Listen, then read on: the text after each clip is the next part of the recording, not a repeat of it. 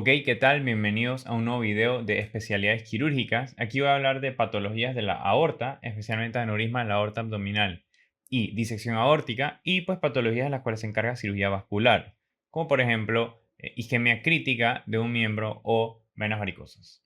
Entonces, comenzamos hablando de triple A, aneurisma de la aorta abdominal. Ok, un aneurisma de la aorta abdominal sucede cuando la aorta abdominal tiene un diámetro 1.5 veces mayor de lo normal. En otras palabras, va a ser cuando el diámetro de la aorta abdominal es mayor a 3 centímetros. Usualmente la localización es que sea infrarrenal, o sea que si estas son las arterias renales, la mayoría de las veces los aneurismas van a ser infrarrenales. Algunos casos, relativamente pocos, pueden ser arriba de las arterias renales, pero la mayoría va a ser infrarrenales. Ok, entonces en cuanto a factores de riesgo, el factor de riesgo número uno va a ser fumar. Tanto así, fumar es un factor de riesgo que la única indicación de screening involucra a masculinos mayores de 65 años de edad que han fumado por lo menos una vez en la vida. Entonces es el factor de riesgo pues, más importante. Pero además de este tenemos hipertensión, aterosclerosis, edad avanzada e hipercolesterolemia.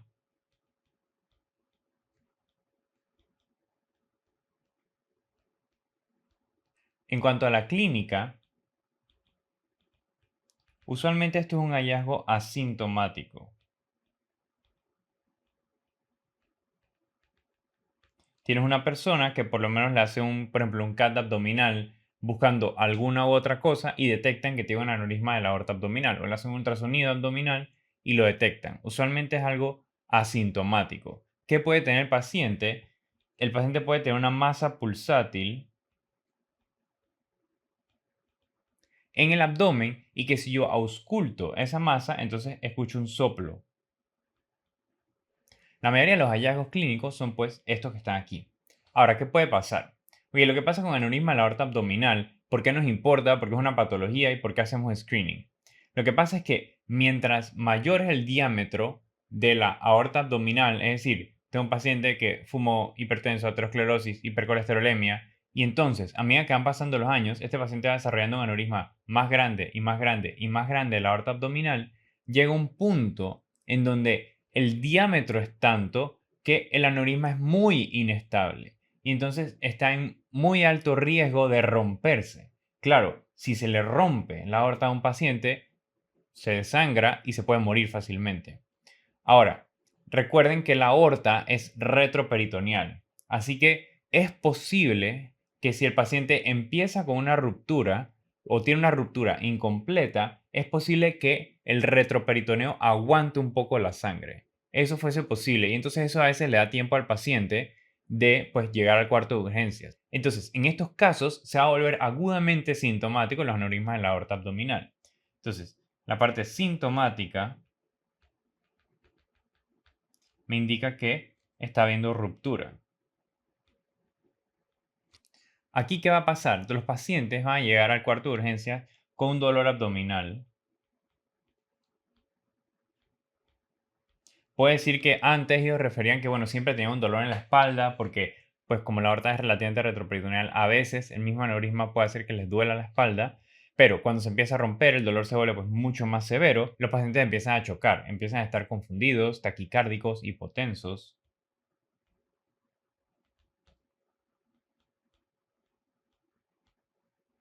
Entonces, ¿cómo sería el diagnóstico? En cuanto al diagnóstico, lo primero siempre va a ser ultrasonido.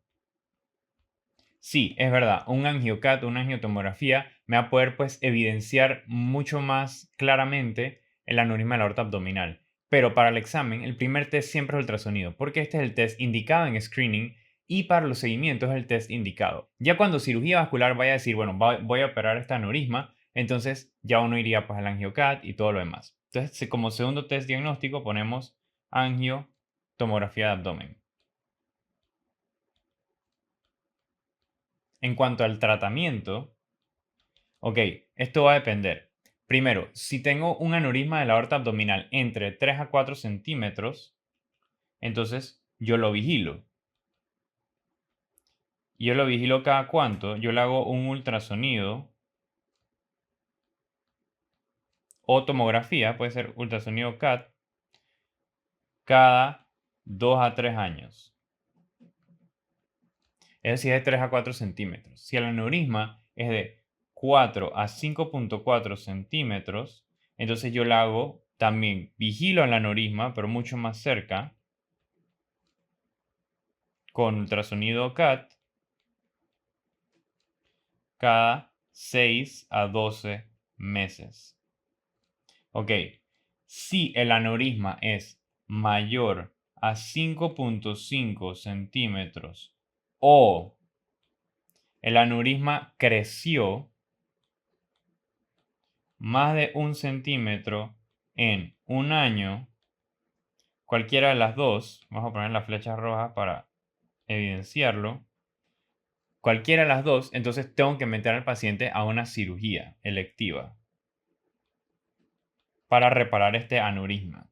¿Por qué lo reparo con estos criterios? Porque en este punto, donde el aneurisma es muy grande, mayor de 5,5 centímetros, o el aneurisma está creciendo muy rápido, o sea, creció más de 1 centímetro en un periodo de un año, entonces esto me da evidencia de que el aneurisma se puede fácilmente romper muy pronto. De resto, y por último, si el paciente está sintomático, es decir, tiene una ruptura, entonces, claro, lo voy a operar de urgencias.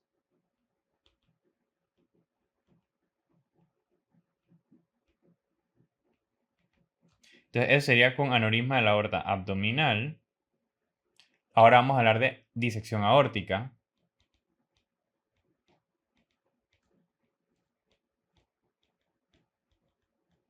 Ok, entonces en cuanto a disección aórtica, bueno, ¿qué es lo que pasa? Vamos a decir, yo tengo el corazón por acá, voy a bajarlo rápido porque lo importante no es el corazón. Sale la aorta y bueno, aquí está callada la aorta y todo lo demás. Ok, lo que puede pasar en una disección aórtica es que usualmente los pacientes, el factor de riesgo número uno, es hipertensión. Esto es muy importante aprendérselo, no solo por la parte de la etiología, que usualmente son pacientes hipertensos, sino porque algo ideal en el tratamiento es bajarles la presión arterial apenas yo detecto que él tiene disección aórtica. Ok, hay dos tipos de disección aórtica. Una es Stanford tipo A, lo voy a poner en azul. Lo que pasa en Stanford tipo A es que, bueno, la disección es en la aorta ascendente. Voy a poner esto así. Y la A en azul. Y la otra es Stanford tipo B, lo voy a poner en morado. Y es que la disección es en la aorta descendente.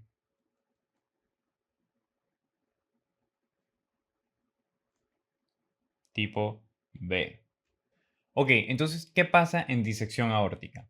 Bueno, lo que pasa en disección aórtica es que los pacientes tienen algún factor de riesgo. Lo más común es hipertensión, pero pues hay otros bien importantes. Otro es trauma, que se lo mencionamos en el video de trauma pues torácico y abdominal.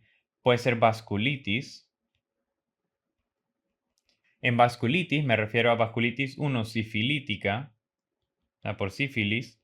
Recuerden que sífilis terciaria me causa infección de la vasa vasorum de la aorta. Entonces los pacientes están predispuestos a desarrollar aneurismas de la aorta torácica o disección aórtica. Y la otra sería vasculitis por Takayasu, que esa era la vasculitis de las pues, arterias grandes. Otra posible etiología puede usar uso de cocaína. Y también están las etiologías congénitas, que son por síndromes adquiridos, por ejemplo, síndrome Marfan o síndrome Ehlers-Danlos.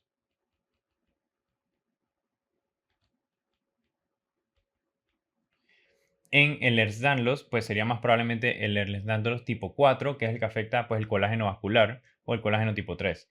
Ok, entonces, el paciente tiene algunos de estos factores de riesgo: trauma, vasculitis, uso de cocaína, enfermedad de tejido conectivo, o lo más común y lo más importante, hipertensión arterial. Entonces, con cualquiera de estos, pues subyacentes, hay un daño en el endotelio. Entonces, lo que pasa es que si le hago un zoom, a esta parte acá. Vamos a decir que esta es las capas de la aorta. Vamos a poner la amarilla siendo el endotelio. Entonces llega un punto en donde por presión excesiva en un área se levanta el endotelio. Y entonces la sangre que va pues usualmente que va por acá, por fuera de la aorta, la sangre se empieza a meter y se empieza a acumular y se empieza a acumular. Entonces esa sangre crea un lumen falso. Entonces, este lumen falso, si lo vemos en otra imagen, pues si le pongo una nueva imagen, vamos a decir que esto sería las capas. Vamos a decir que aquí está la apertura y bueno, acá vendría el resto de la aorta. ¿Qué es lo que pasaría aquí? Bueno, por el daño que hubo aquí, entonces se mete sangre en esta área. Se mete entre la íntima y la media de la aorta. Entonces, ¿qué es lo que pasa ahí? Como se mete entre la íntima y la media de la aorta, esta sangre pues se estanca, por decirlo así. Pueden imaginar como que se coagulara también. Entonces, por aquí está viajando la sangre pues normalmente en la aorta y por aquí tengo pues sangre estancada. Entonces, este falso lumen que se crea va a ir disecando, disecando, disecando, disecando, disecando partes de la aorta y así va a ir produciendo los síntomas. Y me causa el riesgo de que en cualquier momento, si esta parte se rompe hacia afuera, pues el paciente se desangra y se muere. Entonces, ¿cómo sería la clínica de estos pacientes? Bueno, lo primero es que los pacientes van a tener un dolor severo, usualmente súbito, usualmente en el pecho, pero pueden ser en otras localizaciones, y ese dolor va a ser como si les arrancaran algo, o sea, como si les desgarraran, un dolor desgarrante. Severo, o sea, diría 10 de 10. Entonces, este dolor es usualmente interescapular. A diferencia de infarto, que los infartos pues se corren hacia el brazo izquierdo, etc. Este dolor se mantiene dentro de las dos escápulas. Miren las dos escápulas en la parte de la espalda. Este dolor se mantiene aquí. Si la disección es en la aorta ascendente, usualmente el dolor va a ser anterior. Y si la disección es en la aorta descendente, el dolor va a ser poco posterior. Pero claro, no todas las disecciones son o 100% tipo A o 100% tipo B, por lo que también puede ser un dolor anterior, desgarrante, intraescapular que se irradia hacia la espalda. Entonces, anterior, posterior.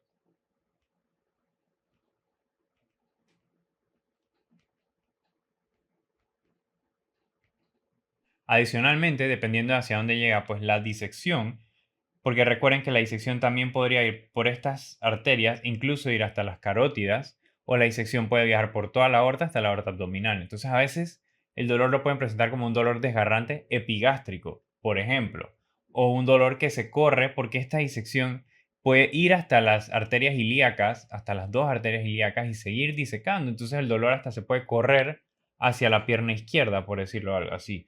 O la disección se puede correr por las carótidas y el dolor se puede correr hasta el cuello, hasta la mandíbula, dependiendo de hacia dónde se corre la disección. En la parte de la clínica, los pacientes usualmente van a tener hipertensión.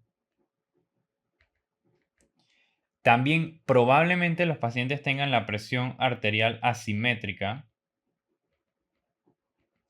entre ambas extremidades. O sea, si yo tomo la presión arterial en el brazo derecho 140/80, en el brazo izquierdo 170, o sea, eso me lo puede apuntar, pero también puede que las tengan iguales y aún así que el paciente tenga una disección. Así que es una posibilidad, pero no es 100% sensible, por decirlo así. Y también considerar que la presión no solo se toma en ambos brazos, se toma en ambos brazos y en ambas piernas, porque puede haber una discrepancia entre, por ejemplo, la presión de ambos brazos y de ambas piernas y me sugiere disección aórtica. Ok, entonces, ¿cómo sería el diagnóstico? El mejor test para estos pacientes sería una angiotomografía, angiocat de tórax o tórax hasta abdomen. Así puedo ver el lumen verdadero, como les expliqué aquí, el lumen verdadero y el lumen falso. En un CAT, como son pues cortes axiales, usualmente lo voy a ver como si este fuese un corte axial y este fuese el lumen falso, que lo negro sea el lumen falso y la parte que queda blanca es pues por donde está pasando el contraste. Entonces eso es lo que vería, un lumen verdadero y un lumen falso. Entonces este es el primer test, a realizar un angiocat, pero pues ¿qué pasa si los pacientes tienen falla renal? Por ejemplo, tienen una falla renal aguda o sufren de falla renal crónica y yo no le quiero dar contraste al paciente. Una segunda posibilidad sería realizarle un ecocardiograma transtorácico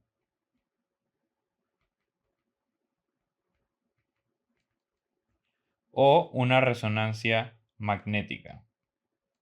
Cualquiera de las dos está bien como segunda opción y cualquiera de los dos es bastante sensible y específico para disección aórtica. Claro, los ecos transtorácicos lo haría cardiología, así que dependiendo de la disponibilidad en el hospital, el primero que se pueda hacer, pues de una vez hacer ese. ¿Cómo sería el tratamiento? Bueno, en cuanto al tratamiento, si estamos hablando de una Stanford tipo A, el tratamiento es quirúrgico, cirugía urgente. Tengo que meter al paciente en el salón de operaciones lo más temprano posible antes de que se rompa, pues, y el sangre hacia el tórax o hacia cualquier otra cavidad. Si el caso es Stanford tipo B, el manejo va a ser un poquito más conservador. Y si el paciente desarrolla una complicación y si el paciente desarrolla una complicación que me sugiere que, por ejemplo, la disección está siguiendo, entonces sí lo meto pues al salón de operaciones. A todos los pacientes, lo voy a poner en rojo, a todos hay que bajarles la presión arterial.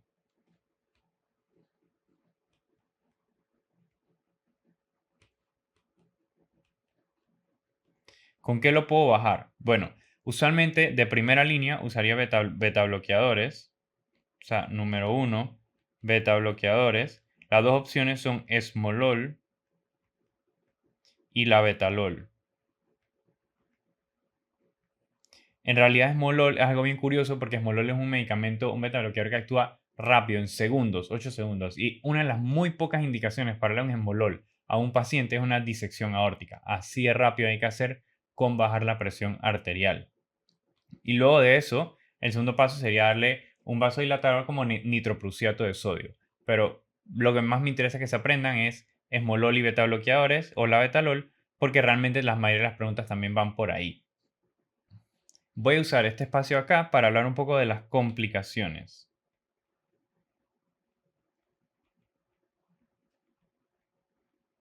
Ok, ¿qué complicaciones pueden desarrollar los pacientes? Si el paciente tiene una disección Stanford tipo A, entonces la dibujo pues brevemente. Aquí el callado de la aorta y el corazón.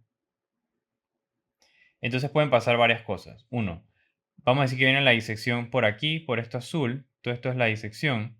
Y vamos a decir que la disección prosigue y rompe hacia el pericardio, que es una de las posibilidades que puede hacer. Entonces, si rompe hacia el pericardio, todo esto se llena de la sangre esta. Y entonces vamos a dibujarle el pericardio de amarillo. Entonces, el paciente puede desarrollar un taponamiento cardíaco.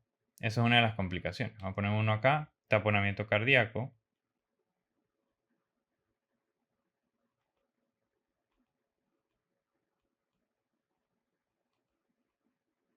Ok, otra complicación que puede desarrollar los pacientes es que también diseque la sangre, pero en este caso diseque hacia una de las arterias coronarias. Vamos a poner esto aquí como es la arteria coronaria. Entonces disecó hacia acá. Si la disección diseca hacia las arterias coronarias, el paciente puede tener un síndrome coronario agudo, por ejemplo, un infarto agudo al miocardio, por la disección aórtica. Y tres, otra complicación que pueden desarrollar los pacientes es que pueden desarrollar una insuficiencia aórtica aguda.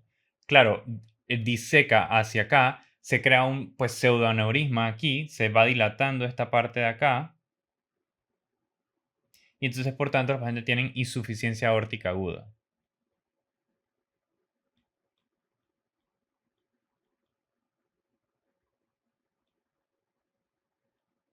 Eso es en cuanto a la Stanford tipo A. Entre las complicaciones de Stanford tipo B, ahora voy a dibujar solo la aorta pues abdominal, pero lo voy a dibujar como de un corte como si fuese más sagital. Ok, vamos a decir que por aquí sale la celíaca. Vamos a decir que por aquí salen las arterias renales. Vamos a decir que por acá sale la mesentérica superior y luego abajo la mesentérica inferior. Y además de esto, recuerden que existe la arteria de Adam-Kiewicz que puede salir pues en cualquier lugar entre T8 y L4, usualmente sale alrededor de T12. Entonces, imagínense todo lo que puede bloquear una disección aórtica. Vamos a decir que el diseca anterior. Y entonces, como la disección viene por al lado anterior, obstruye la arteria celíaca. Entonces, imagínense todo lo que iría por isquemia, el estómago, etc. O vamos a decir que la disección viene lateral y obstruye una de las arterias renales. Entonces, tengo una falla renal aguda. Vamos a decir que la disección obstruye la mesentérica superior, obstruye la mesentérica inferior. Ya saben por dónde va la cosa. O incluso otra cosa, vamos a decir que la disección fue por lo posterior en otro caso, y entonces obstruyó la arteria de Adamkiewicz, y entonces, bueno, los pacientes tienen cese de flujo sanguíneo por esa arteria y por tanto tiene falta de irrigación de la arteria espinal anterior y tiene pues un síndrome de arteria espinal interior, que eso lo vimos en neurología. Entonces todo eso puede ocurrir. Lo pondría como un abdomen agudo que sucedería con isquemia de la arteria celíaca o de la arteria mesentérica superior. También puede suceder una colitis isquémica.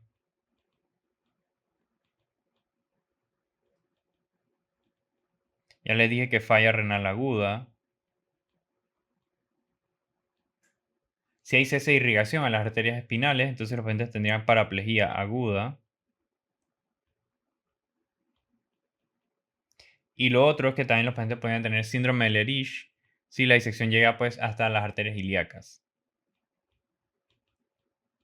Entonces eso sería en cuanto a disección aórtica. Ahora vamos a hablar de las últimas dos patologías que nos quedan. Vamos a hablar de las venas varicosas. Esto es algo que es bastante evidente al examen físico. Usualmente los pacientes van a referir que tienen algún trabajo que les exige que estén parados por mucho tiempo, por ejemplo, y entonces las válvulas de las venas se vuelven insuficientes. Más que dibujo la vena acá, y están las válvulas, y se vuelven insuficientes, y entonces la sangre empieza a retornar. Los síntomas se ven relativamente inespecíficos, se van a quejar de la parte estética, también pueden tener pues, edema secundario. Y aquí el tratamiento de manejo se puede hacer en dos contextos. Uno, por la parte estética, sería el tratamiento. O si las venas varicosas causan ulceraciones o causan coágulos, entonces sí está indicado removerlas o escleroterapia.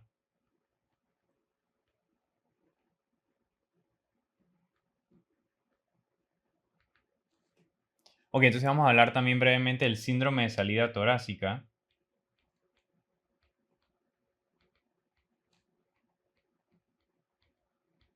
Esto no es algo 100% vascular, porque bueno, aquí usualmente ¿qué es lo que pasa?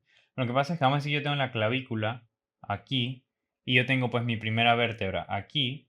Usualmente lo que pasa es que viene la vena subclavia, viene la arteria subclavia y viene el nervio, pasa por aquí. Entonces lo que pasa aquí es que hay una obstrucción de alguna de estas tres estructuras, o la vena, o la arteria, o el nervio, y se puede ver a múltiples causas. Usualmente las causas son relacionadas a ejercicio, por ejemplo, traumas por hiperextensión o uso excesivo de músculos.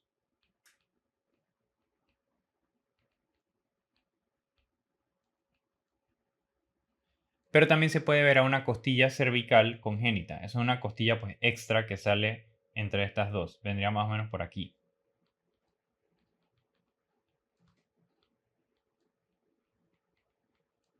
Entonces básicamente los pacientes se quejan, es algún síndrome más que todo clínico, de que tienen hallazgos neurológicos,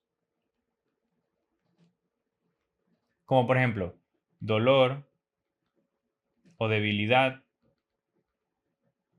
de una porción nerviosa específica del brazo o incluso atrofia tenar. También pueden tener síntomas tipo arteriales, donde puede haber dolor en el brazo y el brazo se puede poner frío y pálido.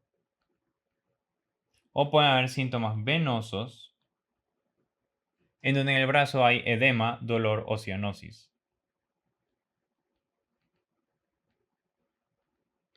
En cuanto a lo diagnóstico o test diagnóstico, sería un ultrasonido Doppler de los vasos subclavios. Y el test más preciso va a ser una resonancia magnética. El tratamiento, pues si algo quirúrgico que remover, como por ejemplo una costilla cervical, la remuevo, y si no, me ayuda bastante de terapia física. Si hay hipertrofia de algún músculo, por ejemplo el escaleno, algún músculo que me está ayudando a la obstrucción de estas estructuras, entonces claro, parar de usar ese grupo muscular, parar de hacer ejercicio con ese grupo muscular. Ok, entonces por último vamos a hablar de isquemia crítica de las extremidades.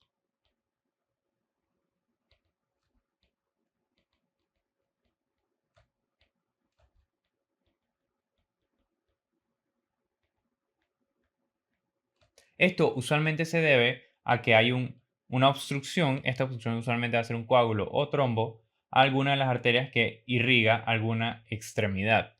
Usualmente la extremidad con mayor riesgo son las extremidades inferiores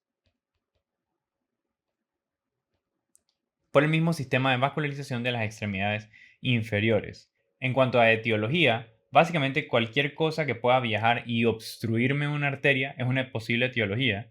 Pero bueno, entre causas comunes, esto va a ser muy similar a lo que hablamos de isquemia mesentérica aguda. La causa más común va a ser fibrilación atrial.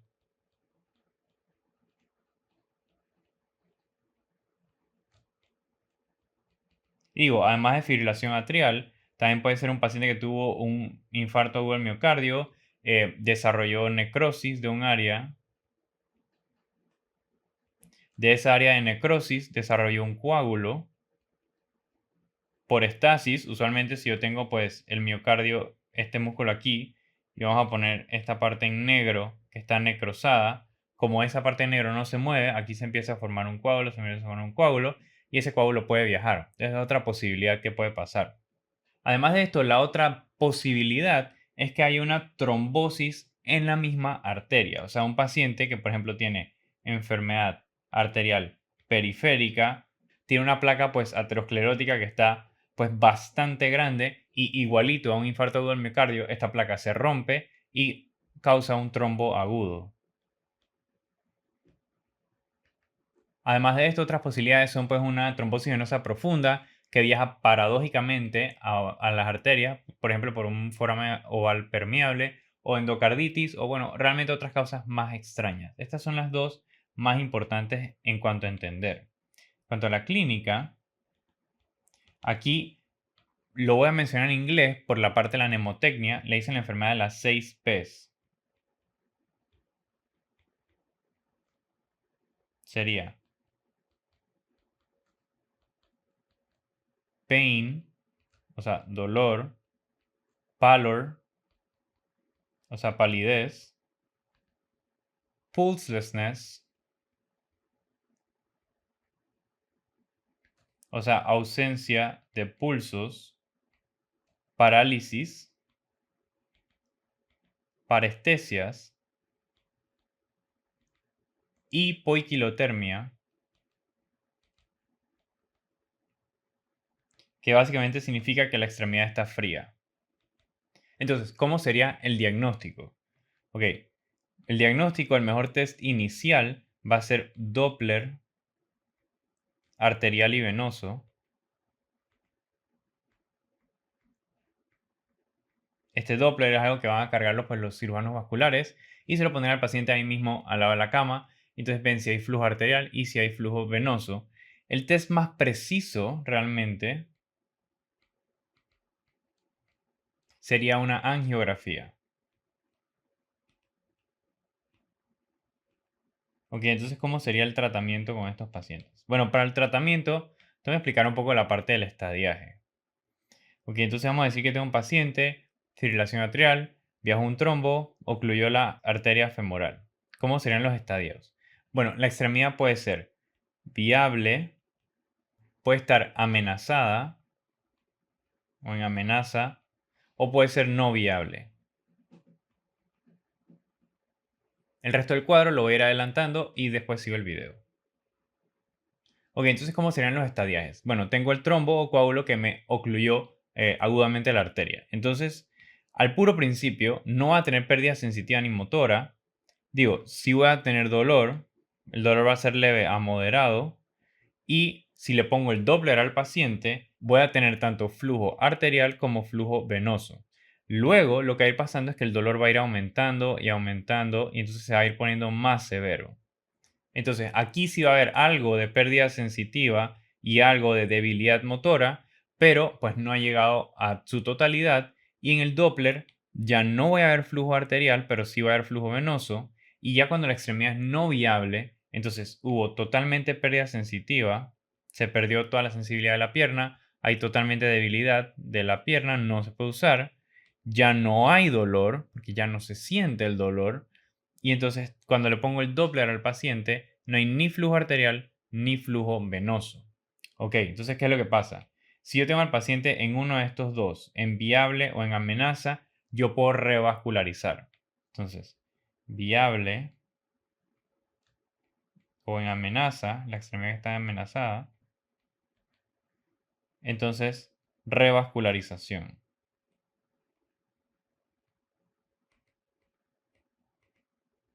Si por otro lado ya la extremidad es no viable, entonces, ni modo, no sirve revascularizar, incluso le hago más daño al paciente, así que hay que amputar al paciente. Entonces, la idea es prevenir que la extremidad sea no viable y por tanto es ideal correr en la parte de la revascularización mientras la extremidad aún es viable y mientras no hay pérdida ni de la sensibilidad ni debilidad. Entonces, eso sería todo con las enfermedades de la aorta y de cirugía vascular.